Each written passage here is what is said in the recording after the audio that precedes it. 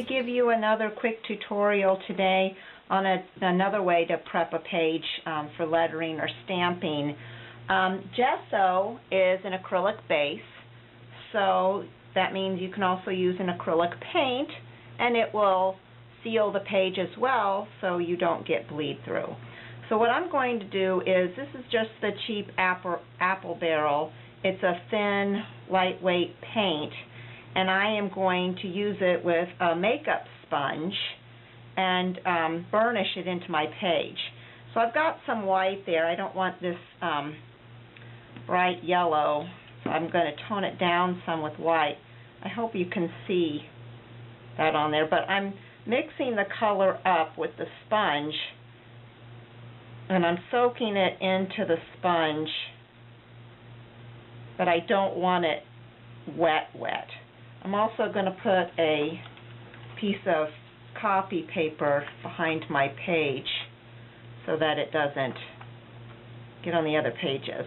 But once you've got your makeup sponge loaded, you're basically going to just burnish it or wipe it onto your page. And this, like I said, is going to coat the page like your gesso, so your stamps don't go through.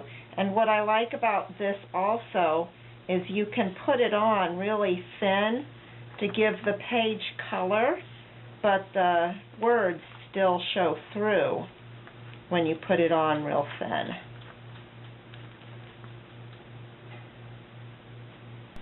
Okay, so here it is finished.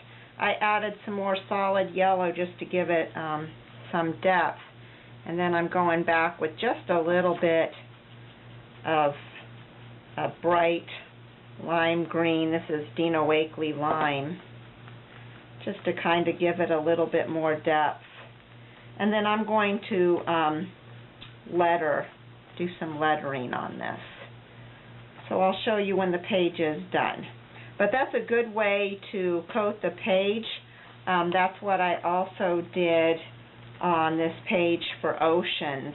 It was the acrylic background with the turquoise. You can still see the scripture behind it, but then I wrote on the paint with my Pitt pen. And there is absolutely no bleed through whatsoever. So it completely sealed that page so there would be no bleed through. Thanks for watching. You mean so much to me. My world revolves around you.